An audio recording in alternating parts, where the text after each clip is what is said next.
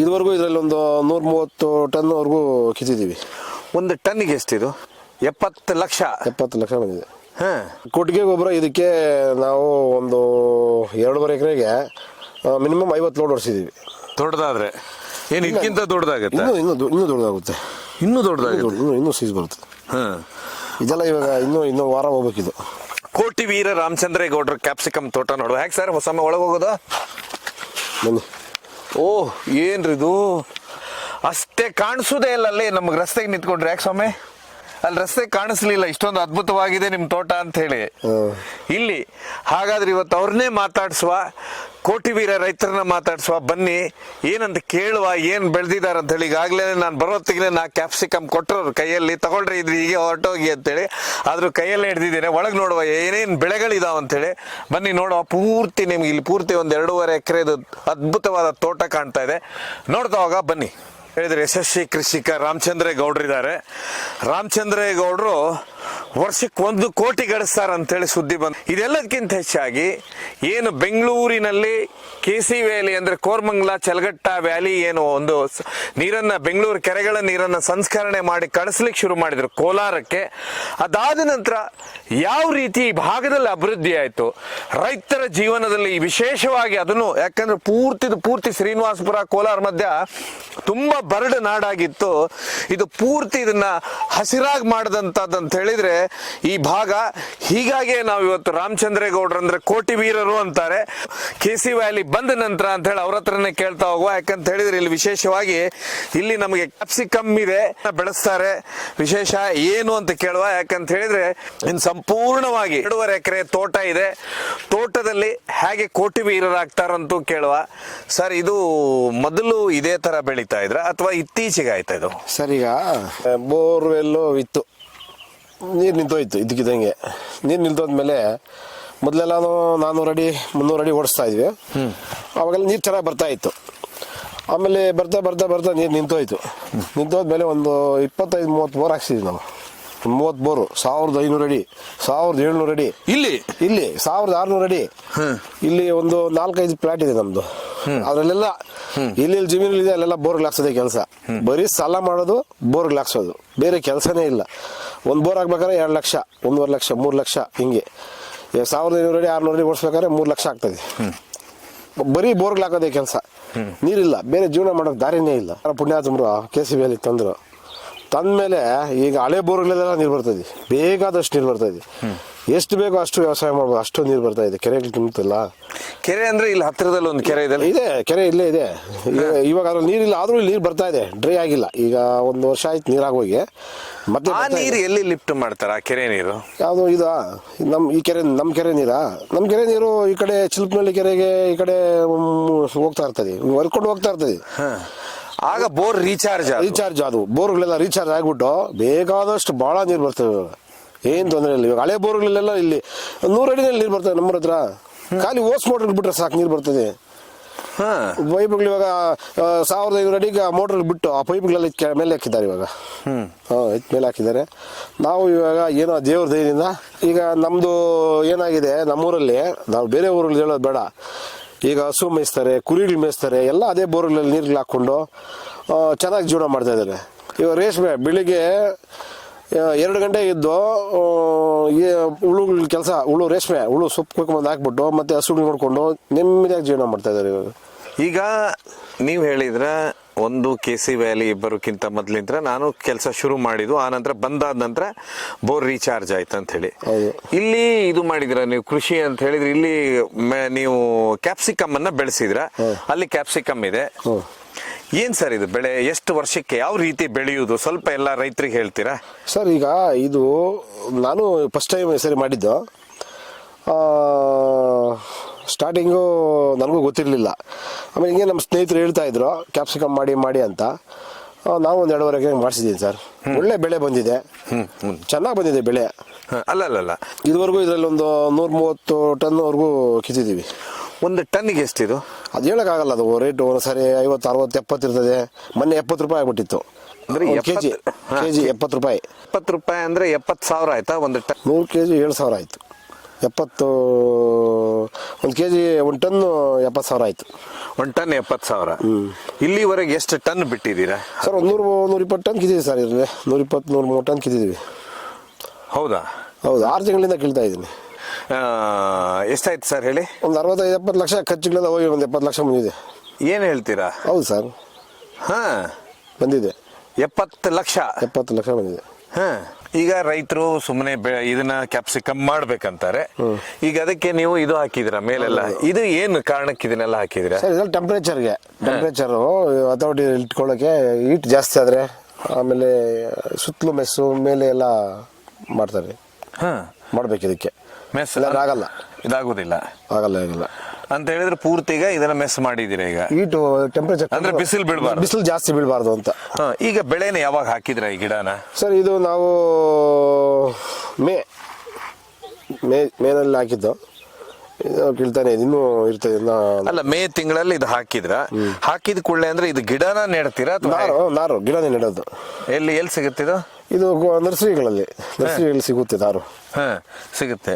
ಇದನ್ನ ನಟ್ಟು ಇದು ಏನಾಗಬೇಕು? 9 ರೂಪಾಯಿ 10 ರೂಪಾಯಿ ಒಂದು ನಾರು ನೆಟ್ಟು ಬೆಳೆಸ್ಬೇಕು. ಅಂದ್ರೆ ಬೆಳೆ ಎಷ್ಟು ಸರಿ ಬರುತ್ತೆ ಇದು? ಒಂದ್ಸರಿ ಶುರು ಆಯ್ತು? ವಾರಕ್ಕೊಂದ್ಸರಿ ಕೀಳ್ತಾನೆ ಇರ್ತೀವಿ. ವಾರಕ್ಕೊಂದ್ಸರಿ ಕೀಳ್ತಾನೆ ಇರಬೇಕು. ವಾರಕ್ಕೊಂದ್ಸರಿ ಕೀಳ್ತಾನೆ ಇರೋದು. ಅಂದ್ರೆ ಇದು ಎಷ್ಟು ತಿಂಗಳ ಬರುತ್ತೆ ಇದು? ಸರ್ ನಾವು ಗಿಡ ಹೆಂಗ್ ಮೇಂಟೈನ್ ಮಾಡಿದ್ರೆ ಹೆಂಗೆ, ಮೊನ್ನೆ ಮಳೆಗಳಿಗೆಲ್ಲ ಸ್ವಲ್ಪ ಡ್ಯಾಮೇಜ್ ಆಗ್ಬಿಟ್ಟು ಗಿಡಗಳು ನೋಡಂಗೆ ಆ ಥರ. ಅದಕ್ಕೆ ನೋಡಿ ಎಲ್ಲ ಇವಾಗ ಔಷಧಿ ಹೊಡ್ಕೊಂಡು ಹೋಗಿದ್ ಮನೆಗೆ. ಇದಾದ ನಂತರ ನೀವು ನಾರು ತರ್ತೀರಾ. ಇದು ಇಷ್ಟು ದೊಡ್ಡದಾಗೋದಕ್ಕೆ ಎಷ್ಟು ದಿವಸ ಹಿಡಿಯುತ್ತೆ?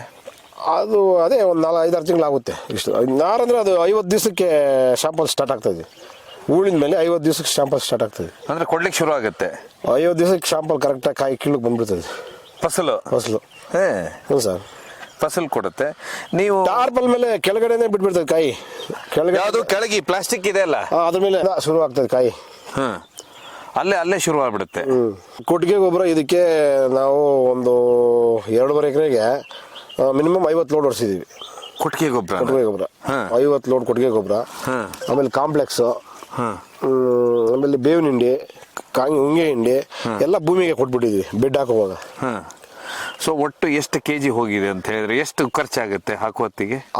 ಸರ್ ಇದು ಶಾಂಪಲ್ ಬರೋಷ್ಟ್ರೊಳಗೆ ಒಂದು 15 ಲಕ್ಷ ಖರ್ಚು ಬರ್ತದೆ.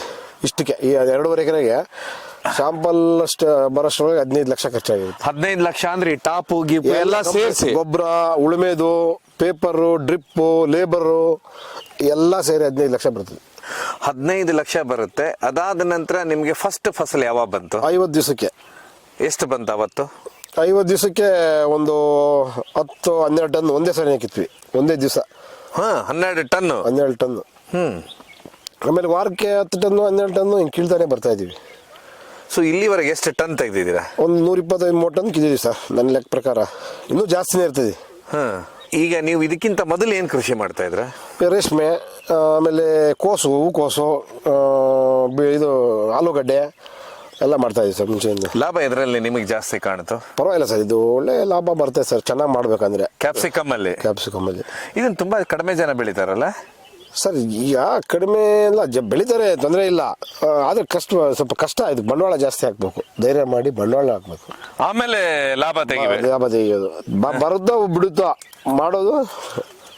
ಇದು ಎಲ್ಲಿ ಮಾರ್ಕೆಟ್? ಇದು ಕೋಲಾರ ಇದೆ, ಬೆಂಗಳೂರು ಇದೆ, ಚೆನ್ನೈ ಇದೆ. ನೀವೆಲ್ಲ ಹಾಕ್ತೀರಾ? ನಾವು ಕೋಲಾರ್ಗೆ ಹಾಕ್ತೀವಿ. ಇಲ್ಲೇನು ಕೊಡ್ತಾ ಇದ್ದೀನಿ. ಇಲ್ಲೇ ಒಂದು 100 ಟನ್ವರೆಗೂ ಕೊಟ್ಟಿದ್ದೀನಿ.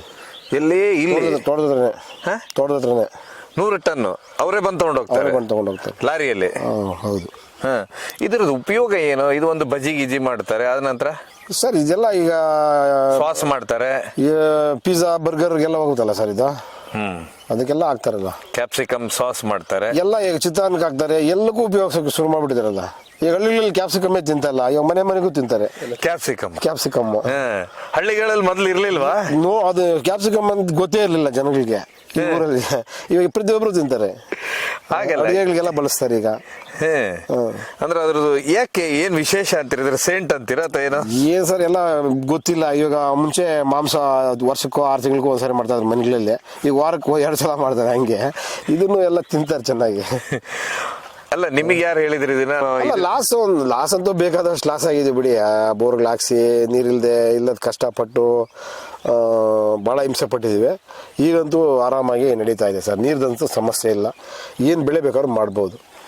ಅಲ್ಲ ಕರೆಕ್ಟ್. ಇದನ್ನ ಯಾರು ಹೇಳಿದ್ರಿ ಇದನ್ನ ಹಾಕಿ ಅಂತ ಹೇಳಿ? ನಮ್ಮ ಸ್ನೇಹಿತರು ಏನಂತ ಹೇಳಿದ್ರು? ಕ್ಯಾಪ್ಸಿಕಮ್ ಮಾಡಿ ಅಂತ ಮಾಡೋರು ಇದ್ದಾರೆ, ನಮ್ಮ ಸ್ನೇಹಿತರು ಸುಮಾರು 10-15 ವರ್ಷದಿಂದ ಮಾಡೋರು ಇದ್ದಾರೆ. ಅವರೆಲ್ಲನೂ ಭಾಳ ಬುದ್ಧಿವಂತರು. ಅವರು ಹೇಳಿದ್ರು ಮಾಡಿ ಅಂತ. ನಾನು ಅಲ್ಲಿಗೂ 2 ವರ್ಷ ಸುಧಾರಿಸಿದೆ, ಬೇಡ ನಮ್ಗಾಗಲ್ಲ, ಕಷ್ಟ, ಸುಮ್ಮನೆ ಬಂಡವಾಳ ಅಷ್ಟೆಲ್ಲ ಹಾಕೋಕ್ಕಾಗಲ್ಲ ಅಂತ. ಆಮೇಲೆ ಬೀಳಲಿಲ್ಲ, ಯಾರೋ ಸ್ವಲ್ಪ ಸಹಾಯ ಮಾಡಿಸಿದ್ರು, ಪಾಪ ಮಾಡಿಸಿದ್ದಕ್ಕೆ ಒಳ್ಳೆ ಅನುಕೂಲ ಆಗಿದೆ. ಸೊ ಒಟ್ಟಾರೆಯಾಗಿ ಪೂರ್ತಿ ಇಲ್ಲಿ ನಡ್ಕೊಂಡು ಬರ್ತೀರಾ ನೀವು? ಹೌದು. ಈ ಕ್ಯಾಪ್ಸಿಕಮ್ನ ಅಂತ ಹೇಳಿದ್ರೆ 2.5 ಎಕರೆಯಲ್ಲೂ ಪೂರ್ತಿ ಹಾಕ್ತೀರಾ? ಹೌದು ಸರ್. ಇದೇನ್ ಮಧ್ಯ ನೀರು ಇವೆಲ್ಲ ಇದಾವೆ, ಏನ್ ಸರ್ ಇದು ವಿಶೇಷ ಇದ್ರದ್ದು? ನೀರಲ್ಲಿ ಅಲ್ಲಿ ನೀರಿನ ಟ್ಯಾಂಕ್ ಅದು ಎಲ್ಲ ಔಷಧಿ ಹೊಡೆಯೋದು. ಔಷಧಿ ಹೊಡಿಬೇಕಲ್ಲ, ಇಲ್ಲ ಅಂದ್ರೆ ಆಗುದಿಲ್ಲ. ವಾರಕ್ಕೆ 2 ಸಲ ಹೊಡಿಲೇಬೇಕು. ವಾರಕ್ಕೆ 2 ಬಾರಿ ಹೊಡಿಲೇಬೇಕು ಔಷಧಿ. ಔಷಧಿಗಳು ಹೊಡಿತಾನೆ ಇರಬೇಕು, ಇಲ್ಲ ಅಂದ್ರೆ ಹುಳ ಆಗುತ್ತೆ. ಎಲ್ಲ ಟ್ರಿಪ್ಸ್ ನೋಡಿ, ನಿಮ್ ಕೈಯಲ್ಲಿ ಇದೆಯಲ್ಲ ಕಾಯಿ, ಅದು ಟ್ರಿಪ್ಸ್ ಬಿದ್ದರೆ ಮೊನ್ನೆ ಮಳೆ ಬಿತ್ತಲ್ಲ, ಆಗ ಸ್ವಲ್ಪ ಟ್ರಿಪ್ಸ್ ಹೊಡೆದಿದೆ ನೋಡಿ. ಅಂದ್ರೆ ಇದು ಇದಾಗಿರೋದು, ಕೆಂಪಾಗಿರೋದು, ಅದೆಲ್ಲ ಆಂಧ್ರಕೋನಸ್ ಅಂತದ್ದು ವೈರಸ್. ಇದು ಅದೆಲ್ಲ ಡ್ಯಾಮೇಜ್ ಆಗಿರೋದು. ಅಲ್ಲಿ ಏನಿದೆ, ಏನಂತಾರೆ ಇದಕ್ಕೆ? ವೈರಸ್ ಇದು ಆಂಧ್ರಕೋನಸ್ ಅಂತ. ಅಂದ್ರೆ ವೈರಸ್ ಬರೋದು ಅದಕ್ಕೆ. ವೈರಸ್ ಎಷ್ಟು ವೇಸ್ಟ್ ಆಗುತ್ತೆ ನೋಡಿ, ಇದೆಲ್ಲ ವೇಸ್ಟ್ ಆಗುತ್ತೆ. ಇದು ಈ ಥರ ಎಲ್ಲ ಇದು ನೋಡಿ, ಇದೆಲ್ಲ ಮಳೆ ಜಾಸ್ತಿ ಆಗಿ ಡ್ಯಾಮೇಜ್ ಆಗಿರೋದು. ಇದು ಮೊನ್ನೆ ಮಳೆ ಇದೆಲ್ಲ ಕೊಳ್ತೋಗಿ ಮತ್ತೆ ಚಿಗುರು ಬಂದಿರೋದು ನೋಡಿ. ಇದೆಲ್ಲ ಮಳೆ ಬರೋದಿಲ್ವೇ ಜಾಸ್ತಿ? ಸರ್ ಈ ಸಾರಿ ಚಿಕ್ಕಾಪಟ್ಟಿ ಹೊಡುತ್ತಲ್ಲ ಸರ್ ಮಳೆ. ಇಲ್ಲ ಅಂದ್ರೆ ಇಲ್ಲ ಬರೋದೇ ಇಲ್ಲ. ನೋಡಿ ಇಲ್ಲಿದೆ ಕ್ಯಾಪ್ಸಿಕಮ್. ಇದು ಈ ಸೈಜ್ ಲಾಸ್ಟ್ ಇದು ಅಥವಾ ಈ ಸೈಜ್? ಸರ್ ಅಯ್ಯೋ ತುಂಬಾ ದೊಡ್ಡದಾಗಿರ್ತದೆ, ಇಷ್ಟಗರ್ದಾಗುತ್ತೆ. ಅದು ಇಲ್ಲಿ ನೆನ್ನೆ ಎಲ್ಲ ಕಿತ್ಬಿಟ್ವಿ, ಕಾಯಿ ಸಿಗ್ತಲ್ಲ ಅಷ್ಟೇ. ದೊಡ್ಡದಾದ್ರೆ ಏನು ಇದಕ್ಕಿಂತ ದೊಡ್ಡದಾಗುತ್ತೆ? ಇನ್ನೂ ದೊಡ್ಡದಾಗುತ್ತೆ. ಇನ್ನೂ ಸೈಜ್ ಬರುತ್ತೆ. ಇದೆಲ್ಲ ಇವಾಗ ಇನ್ನೂ ವಾರ ಹೋಗ್ಬೇಕಿದು. ಇನ್ನೂ ದೊಡ್ಡದಾಗುತ್ತೆ ಇದಕ್ಕಿಂತ. ಹೌದು. ಇಲ್ಲಿದೆ, ಕಿತ್ಕೊಳ್ಳಿ. ಈ ಸೈಜ್ ಬರ್ತದೆ.